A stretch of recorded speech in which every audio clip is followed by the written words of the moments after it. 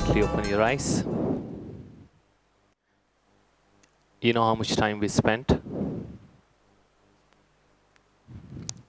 Can you see the change? It's taken less than 70 seconds. Can you believe it? Imagine if you were to do this 70-second practice just before you start every meeting in your office. We have 70 seconds, yeah? Just 70 seconds. Sit back and try to reflect on what is the goal of this meeting. What do we want to get out of this meeting? And that's a very simple way of what we call it as centering yourself, rather than just rushing into the meeting. Well, you can rush into the meeting, that's fine. But as soon as you get into the room, just sit there, all of you together, just for 70 seconds or even 60 seconds. And then begin. Try this for a month and drop me an email. We would love to know the difference these simple applied spirituality practices make. Okay? Good. So let's begin. Two things I wanted to do before we start the session. Some of you have arrived yesterday and some of you have been asking a few more questions about the contributions and online transfer. So I'd invite Brother Samir to come and then explain us the process and a few announcements with respect to the transport also. Okay, so it's we're almost close to the retreat. We have another wonderful couple of sessions in the afternoon. How are you feeling so far?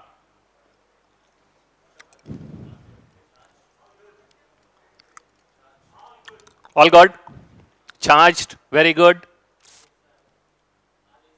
All is well? Okay. Good to hear from you.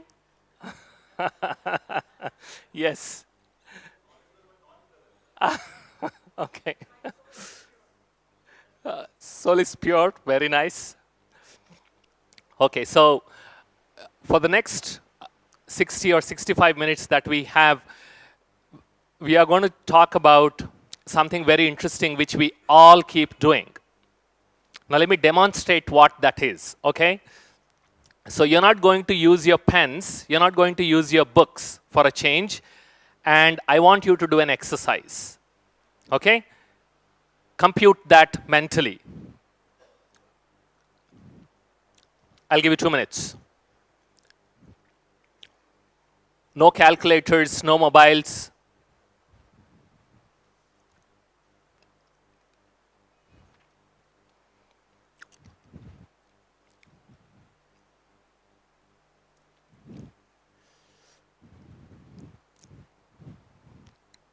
Okay.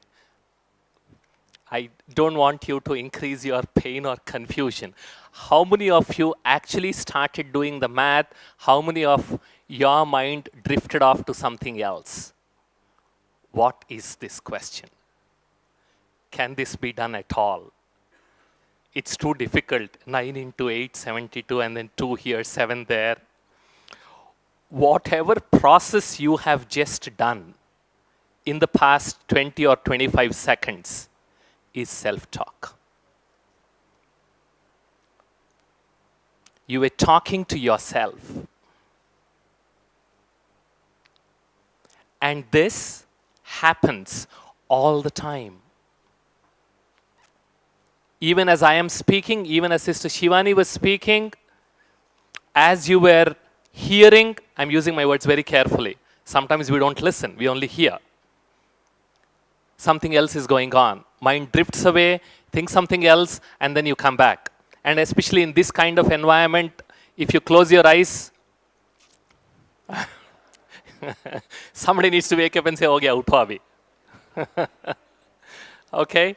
So all the while, whatever the thought process is going on, whatever conversations we are having, is what we call as self-talk.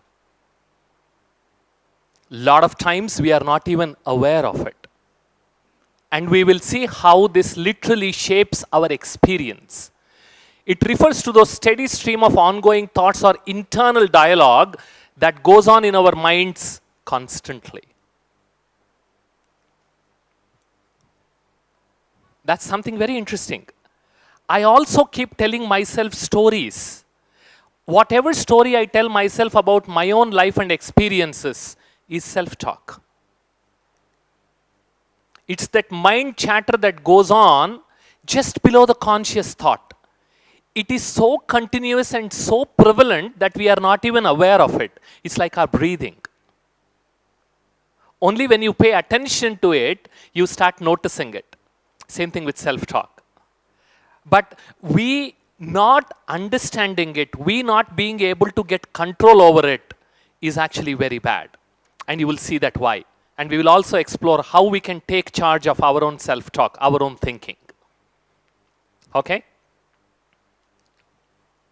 And why is self-talk important? Why should I learn? I'm doing my talking since, childhood. I'm all right. I'm fine. I'm moving ahead. Why should I know about what I am talking to myself? I thought only mad people talk to themselves. Why should I know about it?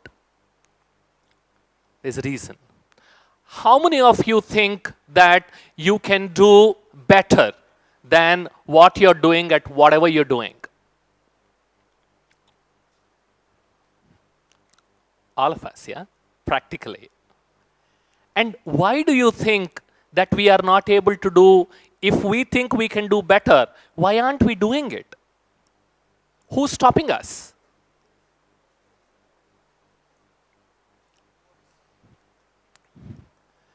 We are all engineers, so it's summarized in a very simple equation.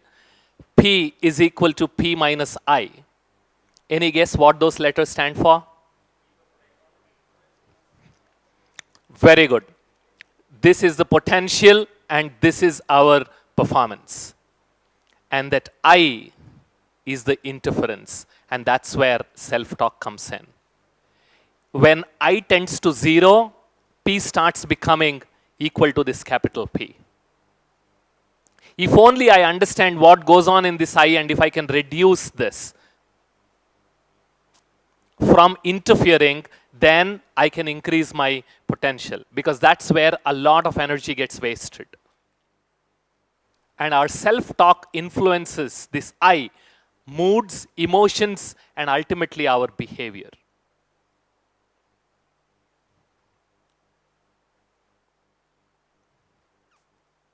I'll demonstrate that for you as we move ahead. Any questions? What are the consequences of this self-talk? Why, as we saw, understanding self-talk is very important so that we can harness it to our own improvement and growth. But what are the consequences? Negative self-talk leads to anxiety, distress, and thus stress. People do not get into depression just like that, even though we speak about depression, quite often. Even Sister Shivani was referring to it. Depression does not happen in a day or two. It starts with you feeling helpless. Prolonged helplessness leads to hopelessness. And prolonged hopelessness is what leads to depression. And where do these things come from? From that negative self-talk. मेरे से नहीं होगा. मैं कुछ नहीं कर सकती. It's impossible. Even before you say that externally, you're saying it internally. I can't do this. And loss of self-confidence, loss of self-esteem. Next time when we join, we'll explore these concepts in a little more detail. This is one of the biggest problems at the workplace and even in the society today. Nobody feels confident about themselves because constantly we are comparing with somebody else.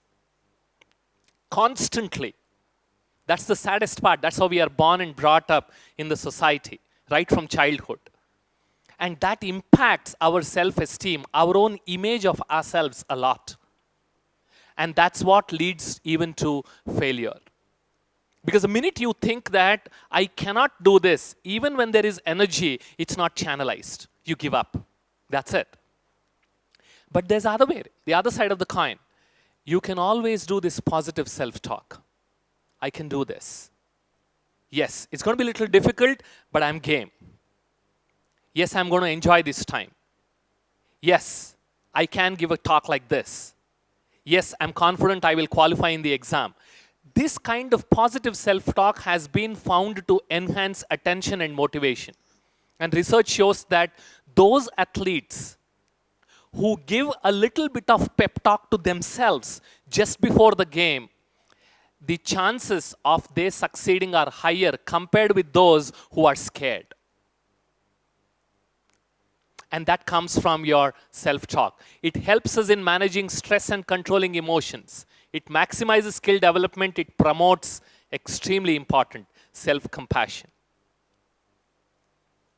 As people, as professionals, we seem to have forgotten that there is a person called myself who deserves my attention and love.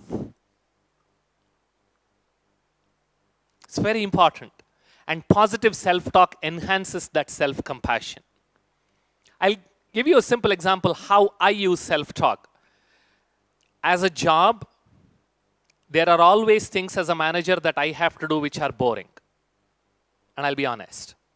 Writing documents, preparing reports, doing RCAs, the root cause analysis, trying to answer why certain things didn't happen the way they are supposed to happen to your superiors. It is. I mean, I don't enjoy, and I'm sure most of you won't. That's when I sit back and tell myself, Bala, this document is going to take 2 hours, which you have to sit and review and prepare. You better sit and do it. You're not doing for charity. You're getting paid. It's boring, understood, but do it. That's it. And I tell myself, for next 2 hours, your attention is required, so you better sit here and do it. And trust me, this little bit of pep talk to myself that I give to myself removes all unnecessary anxiety, distress, and the resulting stress. Mujhe hi pada hai kya? This stupid thing. I don't know, where did I land up? I mean, why do I keep getting all this kind of stuff? And boss always picks me up. Your choice. Your choice. And Shivani was talking about frequency and vibrations. This is how you create your frequency and vibrations. What story are you telling to yourself at every moment? That's what governs your mood, not somebody else outside. When it is positive, these are the benefits that we get. When it is negative, these are the consequences. And if you observe, last 2 days and even in the next session that we are going to do, there is one theme that keeps recurring. Can you guess what that theme is? In all the conversations. Thoughts, very good. What else? What else? What else? Think a little deeper. There's one theme that keeps running, whether in Suraj Bhai's class or what Sister Margaret did as a part of our session, what Shivani did.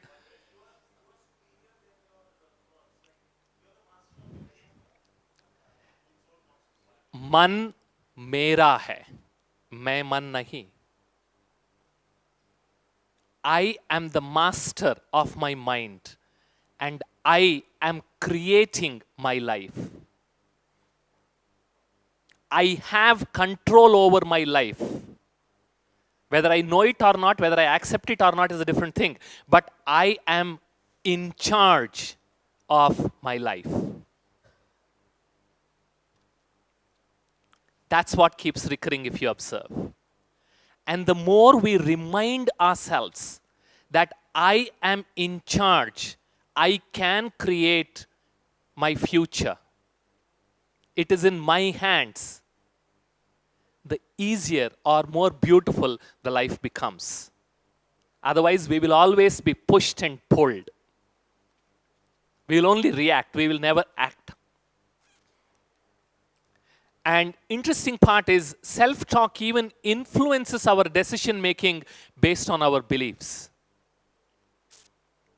In any given situation, how you decide depends on what kind of beliefs you have inside of you and what kind of experiences you carry and what kind of self-talk you are having with yourself. Karu, na karu. Jaun, nahi jaun. Should I apply the leave and go or should I skip the retreat? You made the decision. And I hope it's turning out to be a really good decision. It all is about what you're talking to yourself. Yes.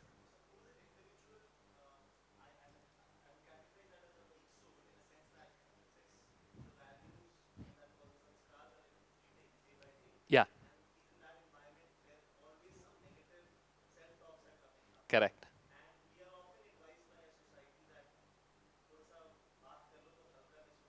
Correct.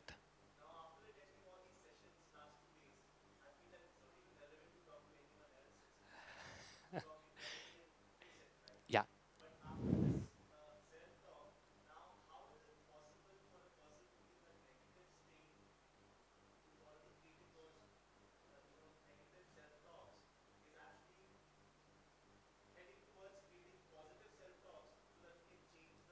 So you're asking how? Yeah. Good. Good. So now you'll be attentive. It's going to come. Simple question. I want one of you, anybody, can tell me what, when you think of Thomas Alva Edison's laboratory, what do you see? What comes to your mind? Go ahead, go ahead.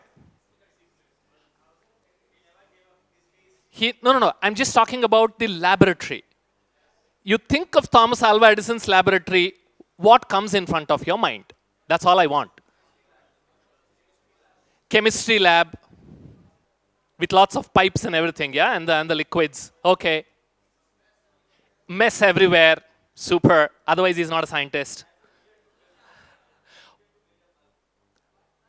Now, how does that laboratory look?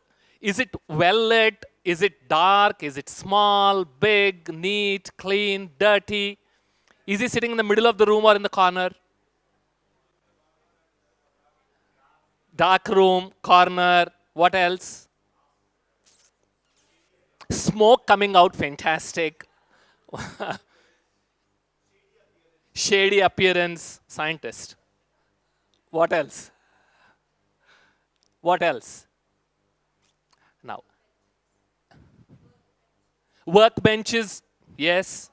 All over the failed stuff, completely disheveled, both in terms of appearance as well as the room. Agreed? People working around. What if I tell you that whatever you just shared is all wrong? It is wrong. Because he was an inventor entrepreneur. He would come up with an idea, have hundreds of other scientists or engineers who would experiment with it. Good tie, nicely tucked, have a very big table, very well lit room. He was more like a typical CEO's cabin. His office would look like, not like what you just mentioned. Now, I'm sure none of you have seen that, yeah? But then when I asked the question, what made you give all those answers? Where did they come from? Where did those assumptions come from? That's what you read, or that's what you were told of typical scientists, and that's what you accepted, and that's what you're projecting. Because that became a part of your belief system. The definition of the scientist, this is how they are. And then when I ask about somebody else, you started projecting that onto that somebody or something which you don't even know. And nobody even said, I didn't say it, I don't know.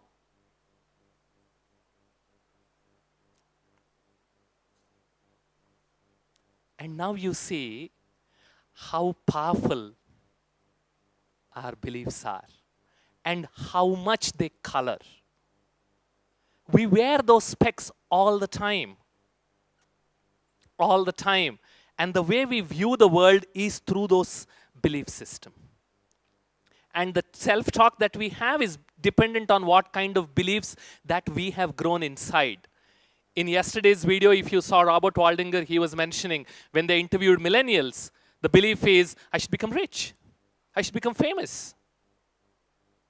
Because that's what they have been exposed to. And that's what drives them.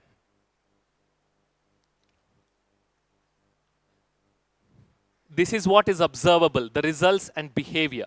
What's invisible, emotions, how we feel, how we think, and most importantly, it's how we think is dependent on what we believe. Fascinating stuff. And we are not even aware of it. How are you doing? Every day in the morning, we greet each other. Fine. Damn it, I know I have to come again. I have to do this. That's what you're thinking. But when you're saying it, you're saying, I'm fine. That's what is observable. But what's not observable, what's invisible are these. And this we are not even aware of. And this is what we're going to spend a few minutes exploring. Because that is directly related to self-talk. That's directly related to the kind of vibrations we generate, the kind of frequency we create around ourselves. Because without understanding this, you will not be able to change the thought patterns. Okay?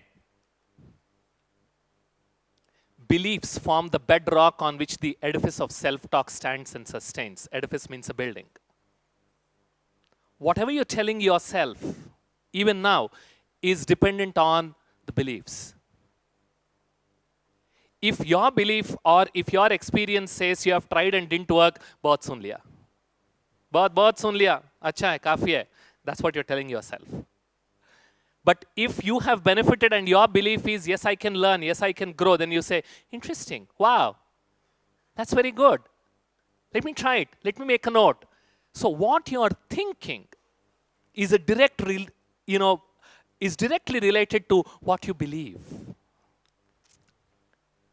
What are some of the irrational or limiting beliefs that we have? If someone says no to my request, it means they don't love or appreciate me.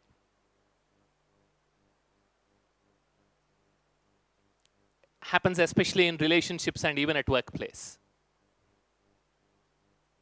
You're saying no to me? We don't even find out whether what the other person is going through, whether they can do it or not. You said no, it means you don't love me. Katif. And that's what causes a lot. But is this meaningful? Is it rational? But that's the irrational belief that causes so much pain. Because a no is automatically translated to a rejection. And it's happening automatically. Very interesting. The other person never meant that, but that's how you translated it to.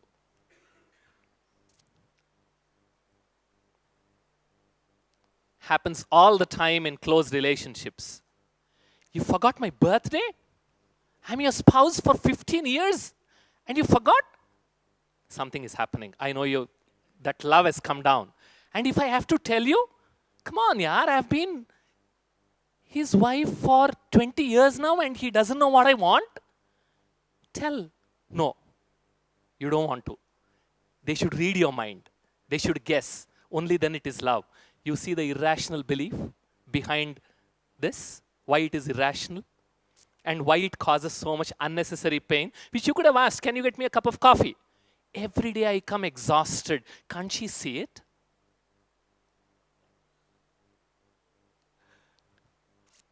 That's me. So as a kid, and even while growing up, I never learned how to solve puzzles. That was in the past. And it was other classmates who were doing it very well. So this belief set inside my head that in terms of subject, I was a good student, topper all through, but always scared of puzzles because I never tried them. And the belief set in that I can never solve puzzles. So even during interviews, when I used to go for interviews, once I got my first job, I would tell them, don't ask your stupid puzzles. Ask my subject and project, I will explain. Because I didn't want to fail. That's the belief. And you see how my behavior was always based on a wrong belief. Because I said I never tried puzzles, but I believed that I can never solve puzzles. This is another irrational belief. Six pack, size 0. Yeah, it comes from this. It's again, takes time, take a couple of minutes.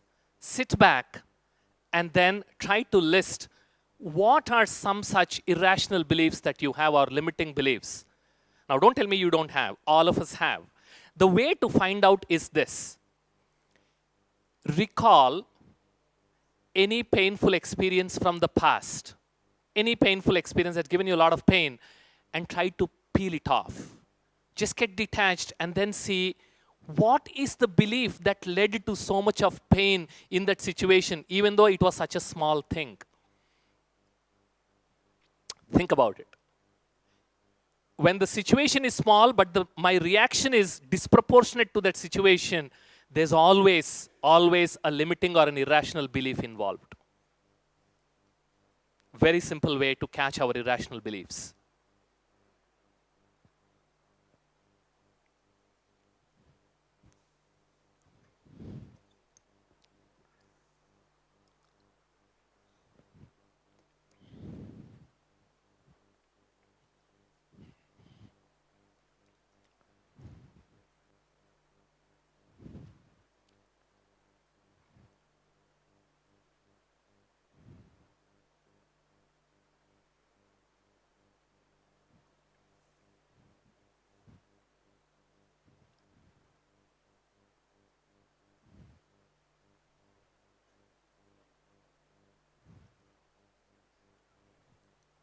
Interesting?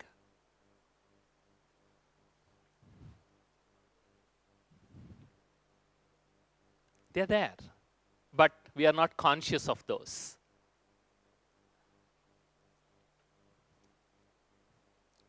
And there is the other side of the coin too. Positive beliefs. I can take up challenging tasks. There's a lot of opportunity out there. There's an interesting research done by some of Harvard researchers. What they wanted to do was check why is that the first generation immigrants are always more successful than the second generation immigrants. You know why?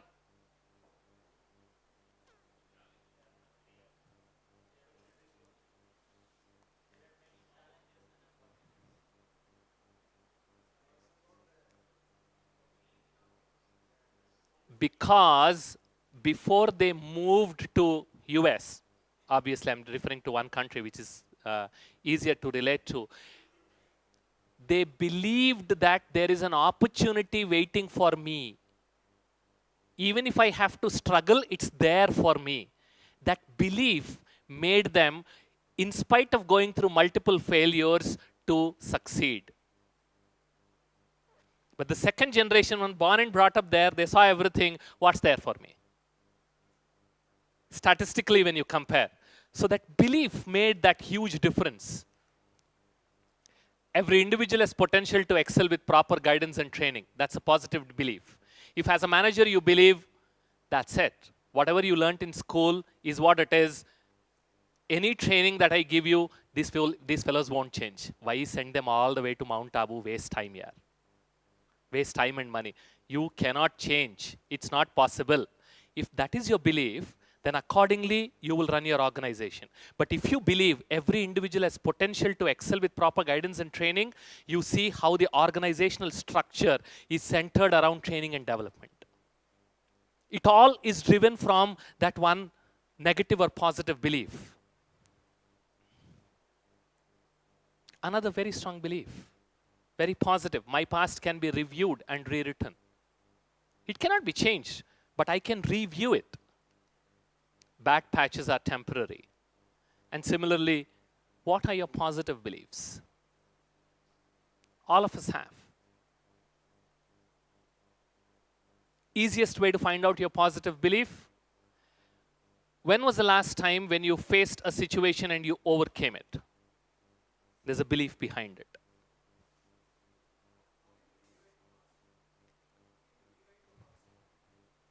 Yes?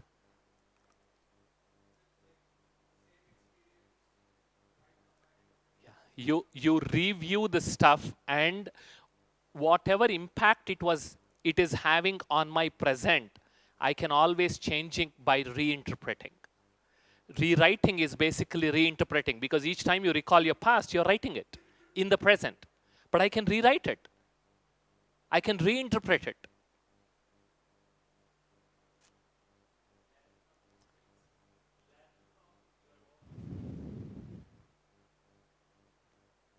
These are very powerful beliefs. What is a belief? We have been talking about it a lot. Where does that belief get its power?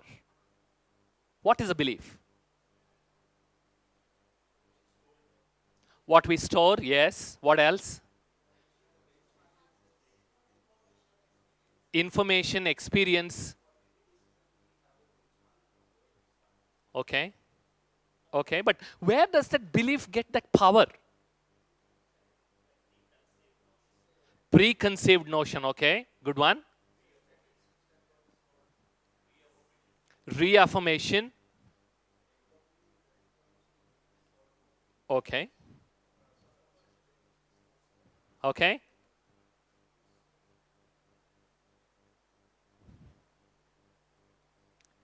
That's what is giving its power.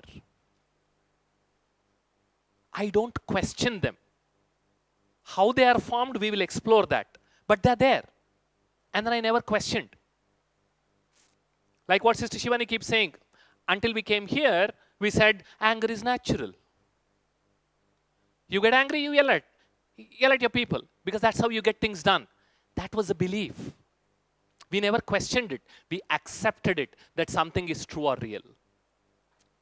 It's this that gives this belief its power. For me, it's truth.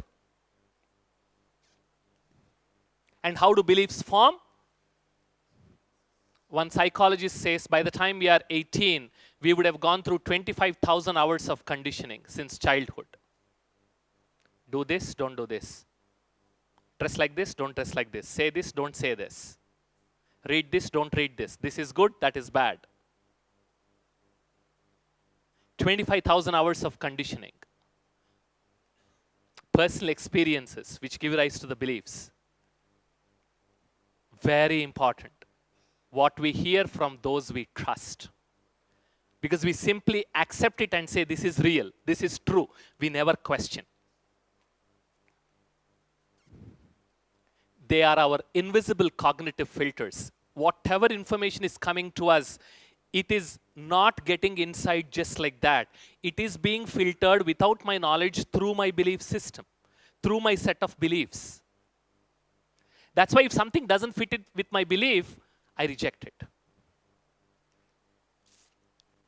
Another fascinating stuff. Beliefs modulate our experience. They just change it without even our knowledge. And that's the key takeaway. There's a situation, and there are some facts in that situation. Yes or no?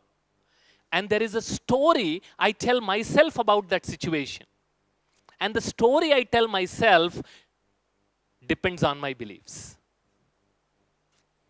And my experience is governed purely by the story I tell myself, not by the situation, because situation is always external. If I change my story, how I perceive the situation also changes. And I get that control back. And that's where that self-talk becomes so important. At every minute, you're telling a story to yourself. What a wonderful place Brahmakumaris have. It's so peaceful. Well, that's the story you're telling yourself. And that's what is governing your experience.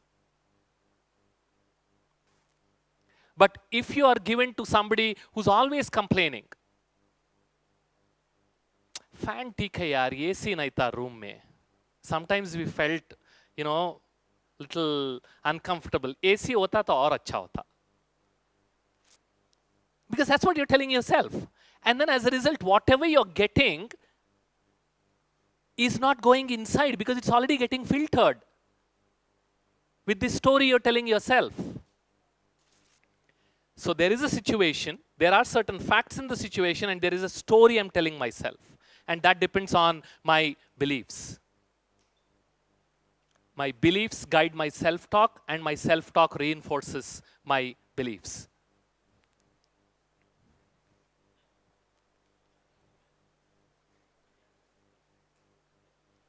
That's what matters. And we'll explore it a little more. How do we deal with these negative thoughts, these thoughts that come out of this, whatever internal negative beliefs that we have formed? The first one is becoming aware of those unconscious thought patterns. Detect. Very important. Detect. That's the first step. Become aware. And there are many thinking traps we fall into constantly. Let me give you just one example.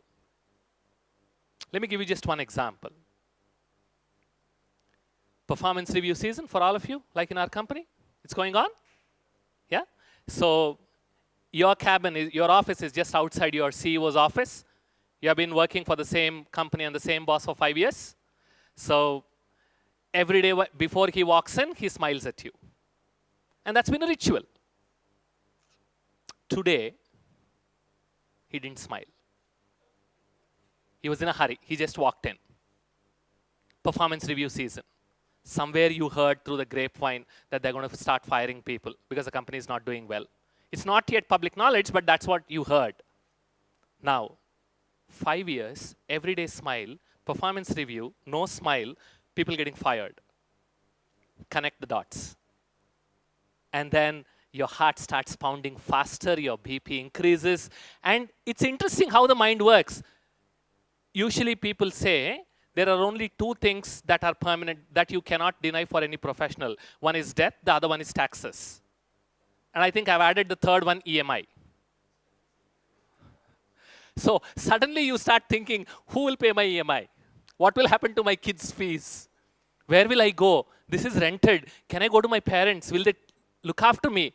So what was the fact in the situation? CEO did not smile. What is the story you're telling yourself? And then you start perspiring, and then you get a call, and he says, can you come in? Bala, can you come in? I say, really, I'm already half gone. So I stand in front of him, and then he says, congratulations. The project that you took up succeeded beyond our expectations, so you're going to get a bonus. Where did this experience come from? From the story I'm telling myself. And where did that come from? Because of the thinking trap that I fell into. And what was the thinking trap? It's called catastrophizing. It's called jumping to conclusion. Yet another thinking trap. There's another thinking trap called maximizing. My kid did not do well in his math exam. That's it. One exam he didn't do well. So if I fall into another thinking trap of maximizing, what I do is I will start from my kid not doing well in math exam and then take a leap. Say that I didn't train my kid well. Why didn't I train my kid well? Because I am a bad mother. In less than 10 seconds, from your kid not doing well in math became you not being a good mother at all. My goodness. That's how we tend to maximize things. And there is also opposite minimizing. You did such a big blunder. It caused so much loss to the client. Chodo yaar. Mistakes hote rehte hain. Choti mistake. Come on, don't make it big. You also tend to minimize. Then you will never take the lesson. So these are all catastrophizing, jumping to conclusions, maximizing, minimizing. These are all thinking traps. And without our knowledge, we keep stumbling into one trap or the other. And based on this, we keep telling the kind of stories that we tell ourselves. So that's why the first step, if you want to deal with negative thoughts, is detect. Did I fall into any thinking trap? You're interested in knowing a list of these thinking traps, you can search on Google, you'll get a lot more. If you can't, drop us an email and we'll share with you. Disrupt. It's going to be tough, but we can do it. Disrupt. Stop the thought. Because it's not true. You should always question, what is the data in the situation and what is the story I'm telling myself? Do they correspond, or am I creating my story? That's the best way to disrupt the thought. Because most of this negativity comes from the story, not from the facts. Dispute. Reframe it. He must be exhausted, or he might not be in a good mood today, or he might have plain simply forgotten. What's wrong? In the break, I will always ask him, sir, every day you used to smile, can you smile again, please? Problem solved. There's a way you can reframe using counter arguments. And that's how you do, by disputing that negativity. And then you design the new thoughts. You change the story you're saying.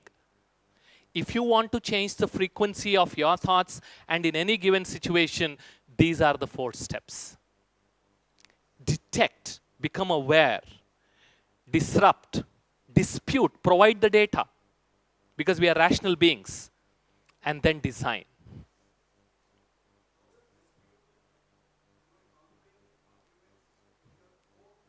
Yes, yes, yeah. Because, for example, when you are going to dispute, what was the first story that you started telling yourself in this example? I might get fired. Right? That's the story you're telling. How do you dispute that? What is the data? Yes, Bala, you're tensed up, yes, but do you have any data? The last project you did extremely well. You didn't do up any screw-ups. So why are you thinking like that? Why can't you go approach and then speak? So you dispute. And that will lessen the power of those negative thoughts. Yeah? Yeah? Yeah?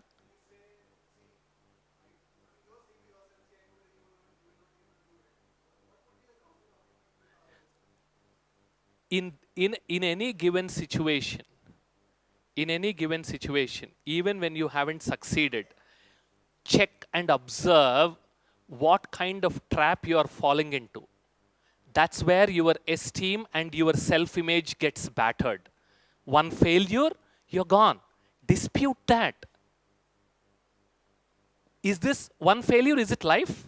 One loss? Am I gone? Dispute that. That's what we learn here. That's where you start with a totally different belief system. You don't have to become beautiful. You are already beautiful. Start displaying those. See the huge difference it makes. We don't strive to become better. You're already better. Start displaying it. Yes. Yes. Positive self-talk is equal to self-counseling.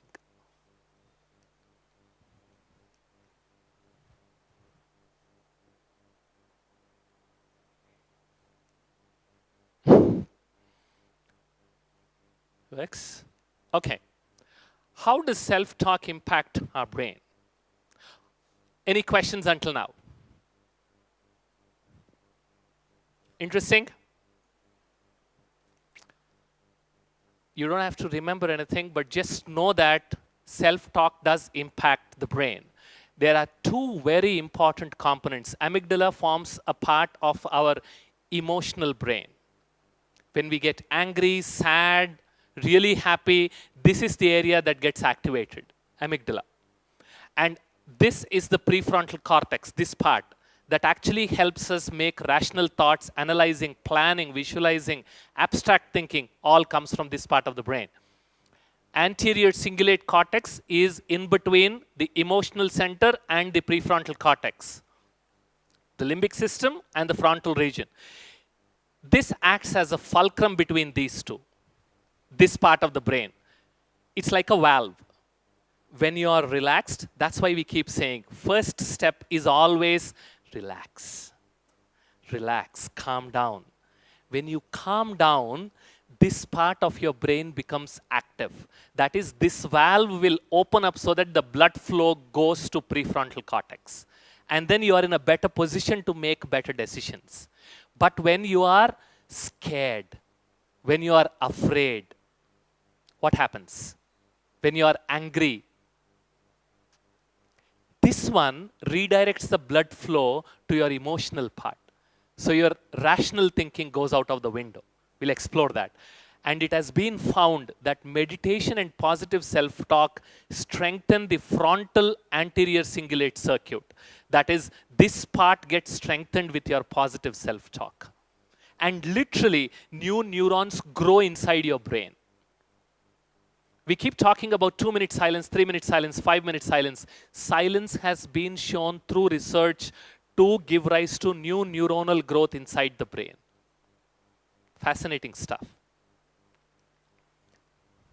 And the key quality or the key virtue that is going to help us transform our self-talk and change the frequency and vibration around us is this non-judgmental awareness. Let's explore this a little more because this is very closely related to our self-talk. If you observe your self-talk, if you just sit back and observe, a lot of it is judgmental.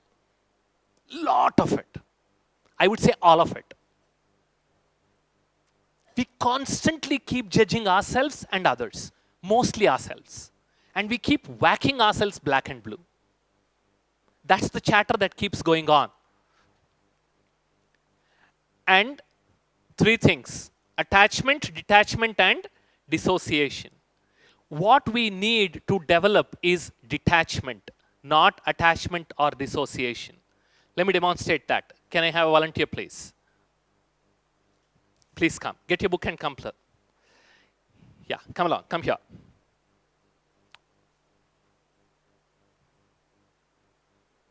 Yeah, you can stand here. Go ahead. Come.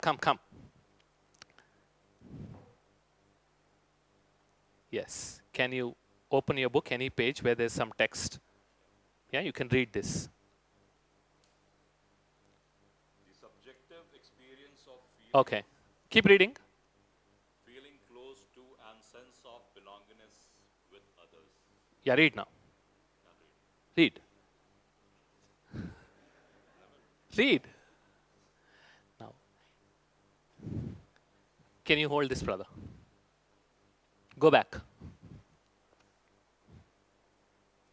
Can you read that? No, this one. Very clever.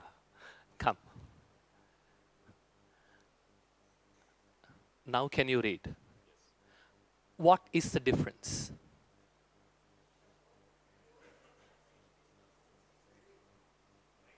What is the difference? Right distance. Okay. What else? If it is too close, why didn't he read?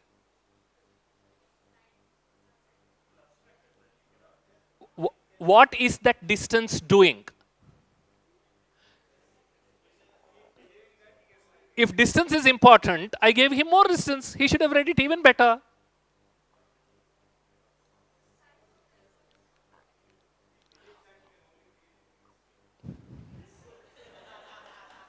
Good one. What is being changed with distance? What in vision?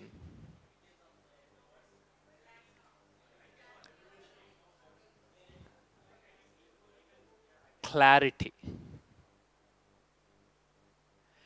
When it was too close, no clarity. When it was too far, no clarity. When it is at the appropriate distance, this distance is important. Appropriate distance is when you get the clarity. Now, this is attachment. That is dissociation. And this is detachment. He is still holding it. It is still your baby. It's still your monkey. It's still your problem. What is being asked is detach. Create that space. Don't get worked up.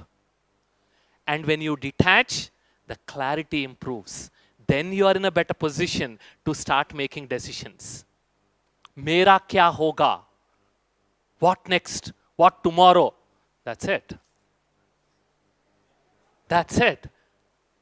Meri saas aur mujhe. That's it. You're so attached. There's no clarity. And then your ability to think clearly goes out of the window. Yes? Thank you very much. Clap. Clap, please. Thank you. So somebody was asking, how do you define spirituality yesterday? Very good question. Spirituality teaches you to develop this art of detachment. All the energy, all the strength that you're getting is because of you developing that non-judgmental awareness, of you being able to voluntarily detach and then observe. Detachment again is not dissociation. He didn't throw his book away. The book was still in his hands, but it created that space. Very important. Next time when you are in any situation, ask, how can I create that space? And that's where those 4Ds help.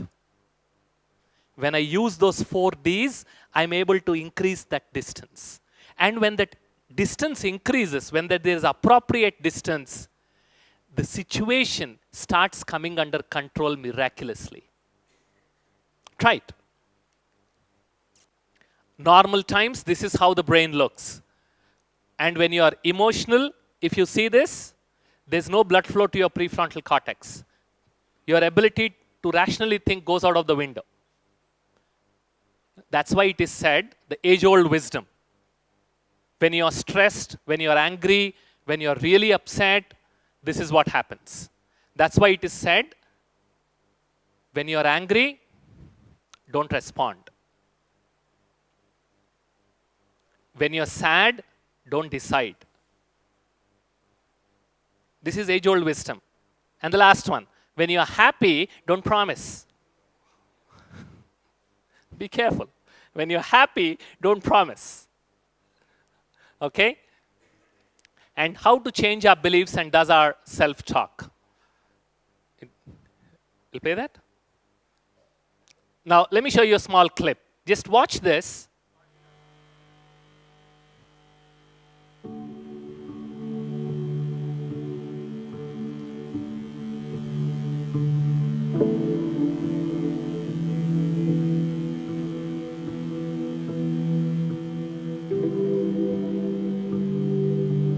Interesting. All the balls are moving up, yeah?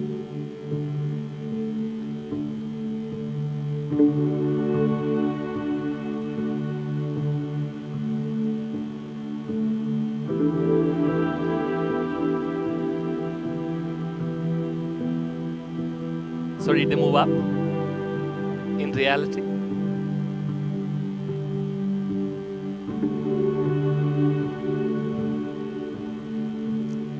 What changed?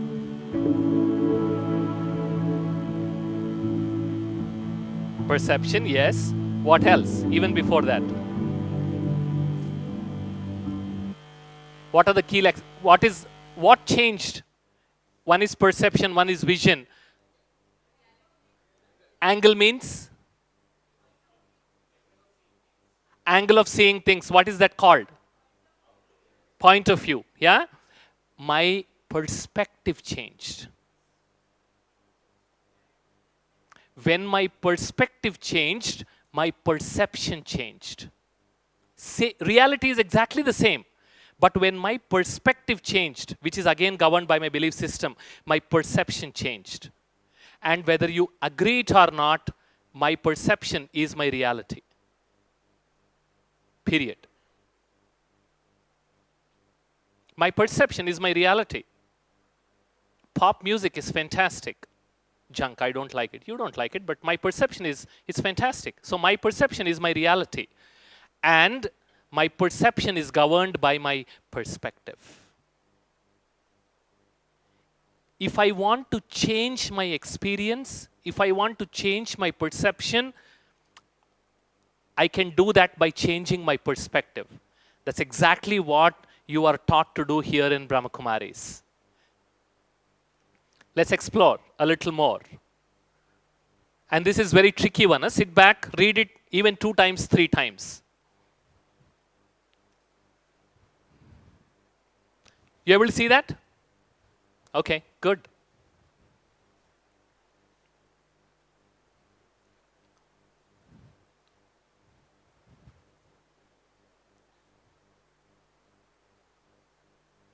Yes?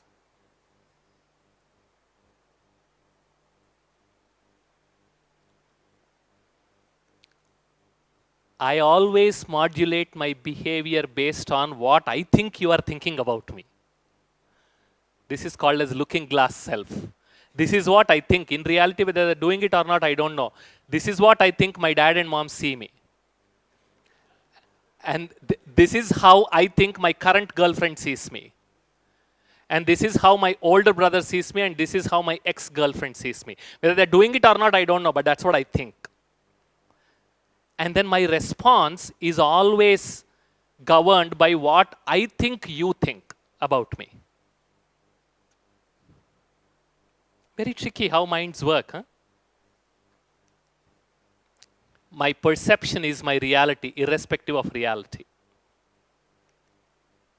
And when you change the way you look at things, the things you look at change. Think about it. Simple, but very, very profound. Now let me demonstrate that. What are you seeing in this picture?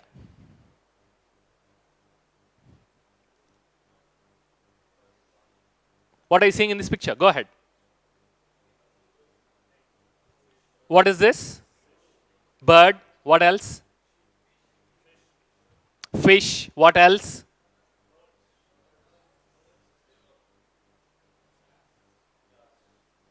Clear? Any doubts? Everybody is able to see all those? Very good. What are you seeing now?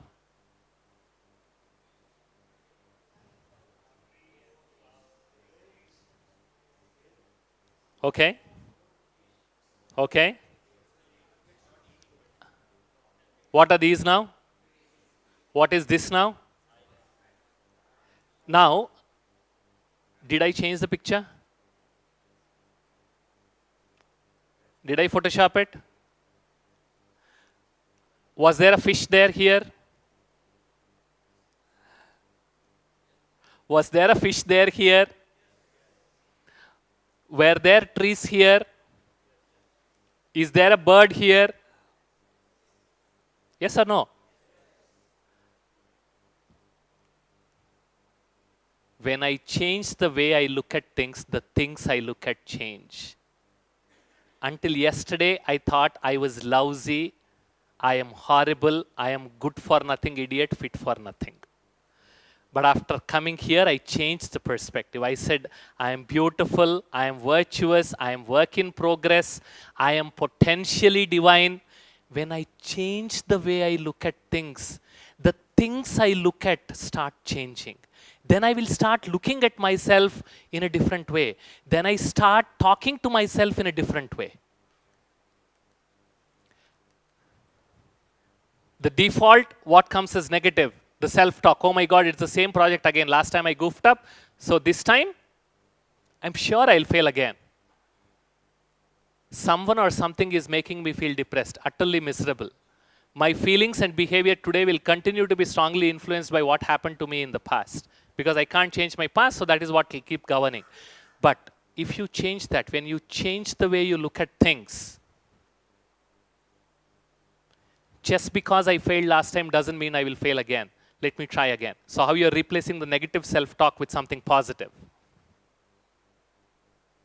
You are in control of your life. Past only influences the present as long as I allow myself, I allow the past to influence me. We are coming to the end. I'll need about 7 to 8 more minutes. Are you okay? Thank you. This meditation word comes from Latin meditatio. What it means is to think, to contemplate, to ponder.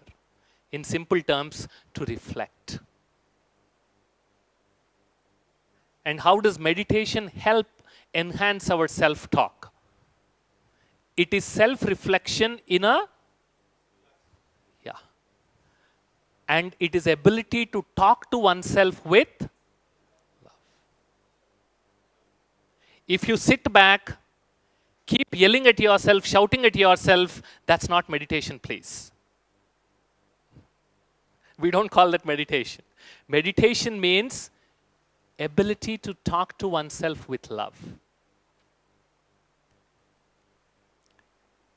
Meditation is viewing oneself as a bundle of virtues. I'm capable. I can work hard.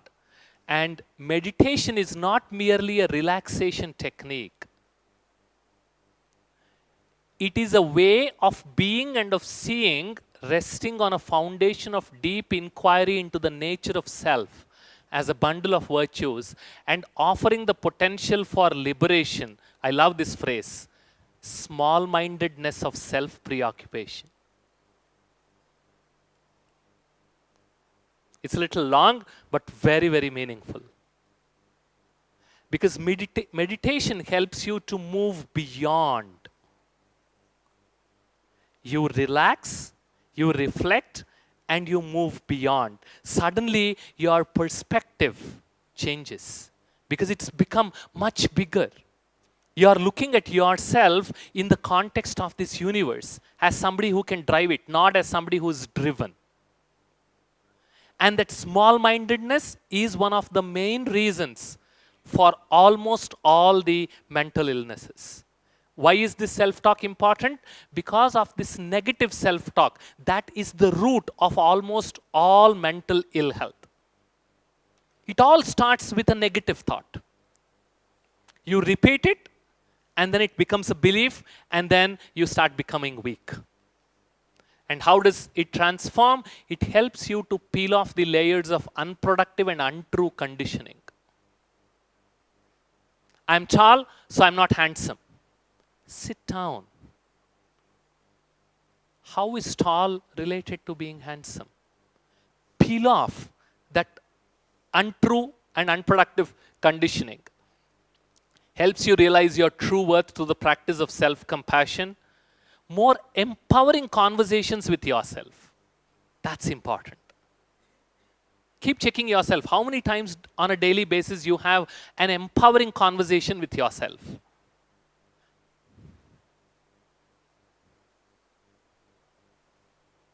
Even though that's what we are told. I can feel good myself. I don't have to feel better than others. And for many of you are coming from different organizations, if you have power to influence, this is a self-reflection room that was created in Volkswagen Pune office last year.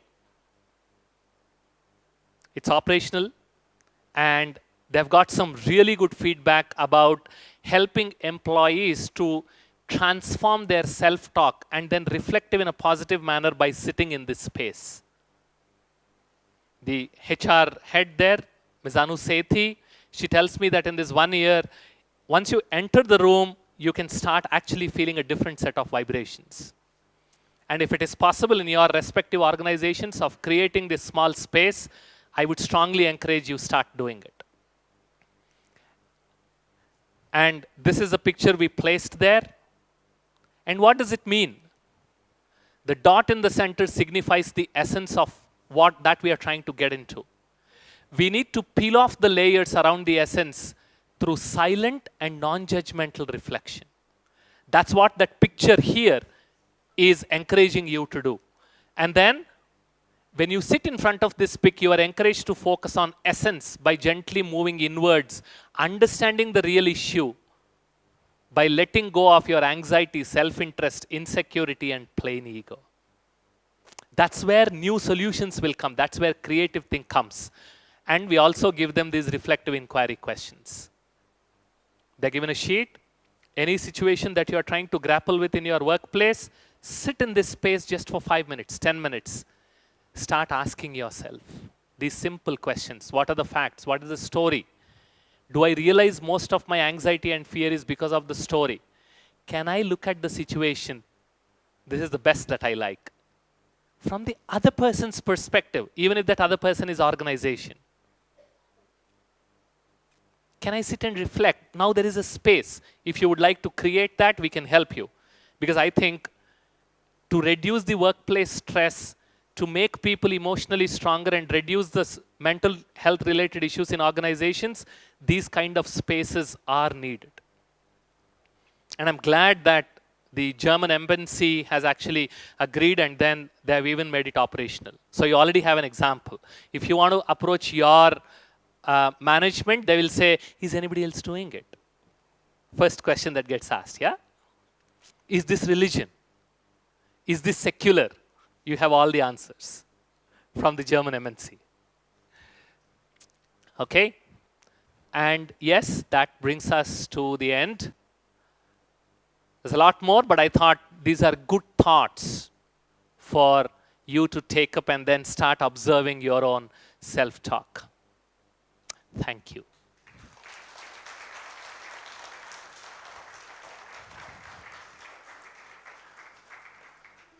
Any questions?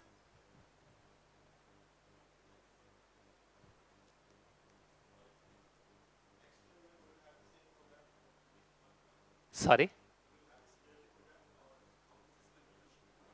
This leadership 2.0, the plan is to have every year. Yes? Yeah, during August and September, because what happens is we have these 20 wings, and each wing would like to bring in their respective professionals and do the program. So we are given certain dates. That's the reason why even this week we couldn't move it to the previous weekend, including the August 15th, because we have some constraints when 20 wings need to be accommodated. Because the last weekend was given to some other wing. That's why. Yes.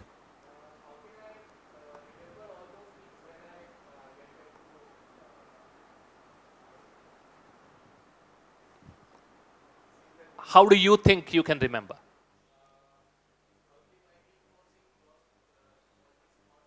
Yes. What else? Reinforcing is one. Second? Very good. What else? What else?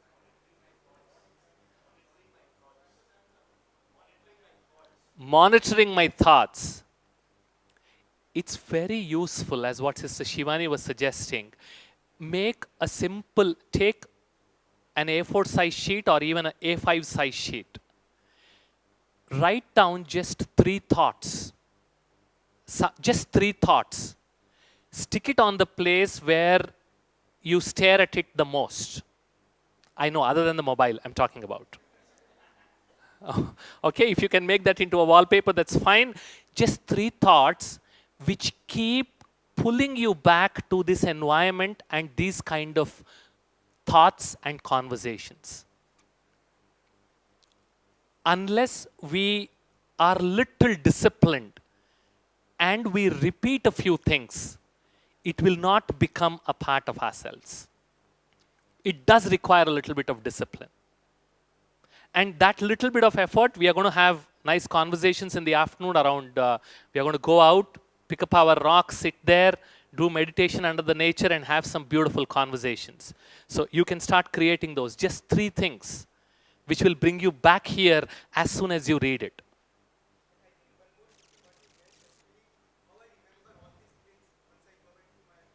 Or we have the recording on YouTube. Easier. All these sessions are being recorded and uploaded on YouTube. We'll share the URLs. It's easier. You can download it from YouTube. Why complicate the life? Yeah. Yes.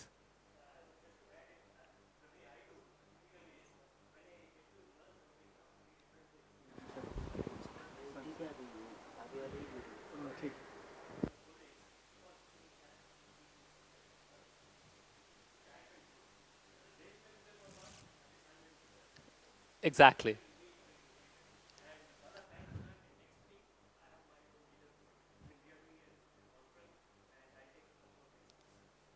Most welcome.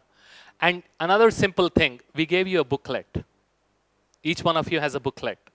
Just put that on the table. That's it. As simple as that. No complication. Immediately, your thoughts go back. Very easy. Yes, sir.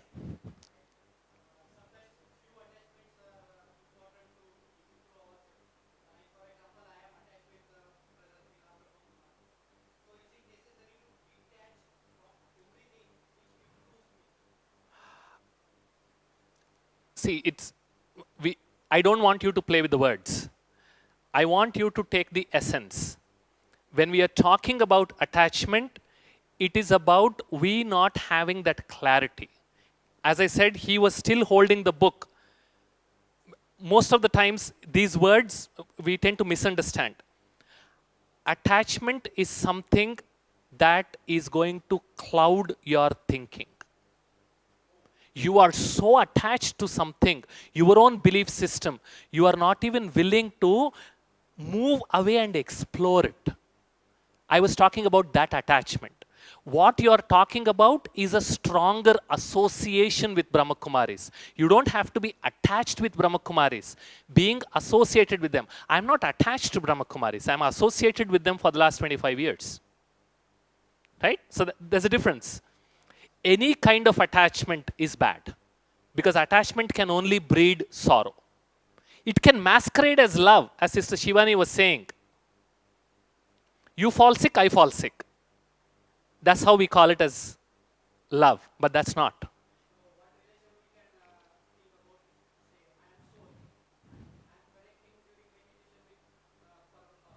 Yes.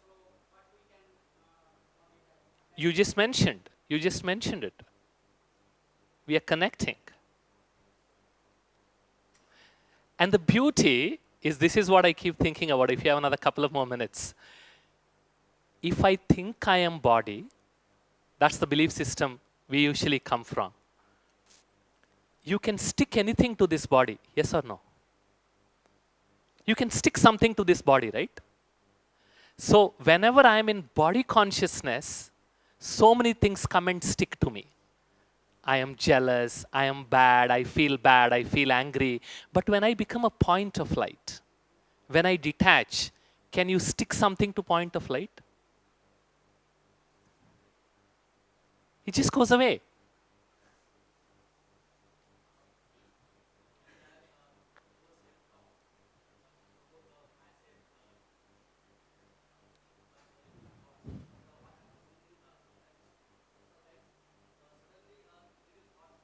Absolutely.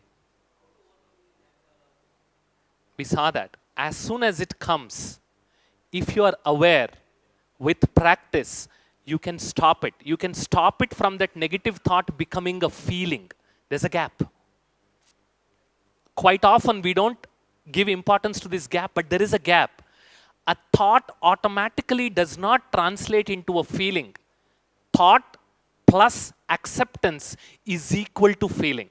Another equation you can write down for yourself and churn on this, reflect on this. One of you stood up and said, Bala, this is the lousiest lecture I've ever heard. All crap. That's your opinion. There is a thought. If I accept it, I start feeling bad. But if I don't add acceptance, there is no feeling. That's your opinion. Thank you very much. And all the crap you took for 1 hour, 30 minutes. Fantastic. Then it must have been some good crap.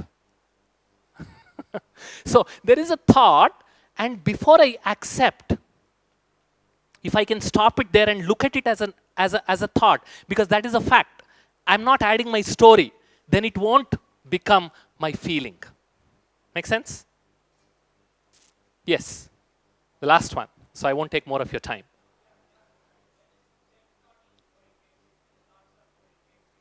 Yes. Yes. Yeah.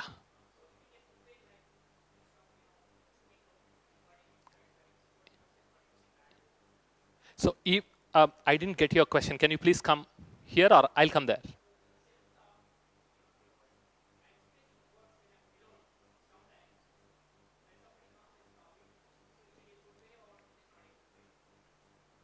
Still didn't get it. Can you repeat that? Okay. Yeah. Yeah, absolutely. You can write it down. You can speak more loudly. Absolutely fine. Especially in Japan, they do have these shout chambers. It's truth. They have glass chambers and it's all soundproof. When you get upset with your colleague or with your boss, you can go inside, shout your hearts out. You can yell, you can do whatever you want, nobody hears. And then if you feel good with that, you walk out. Absolutely. You can also write down, and that's writing is a very good quality. Write it down, nothing wrong with it.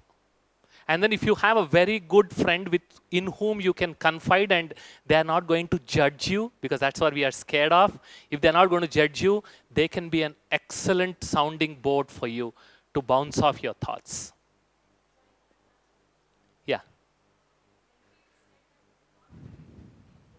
Sorry?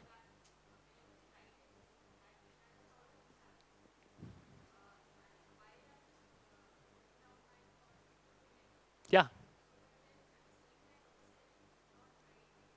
No.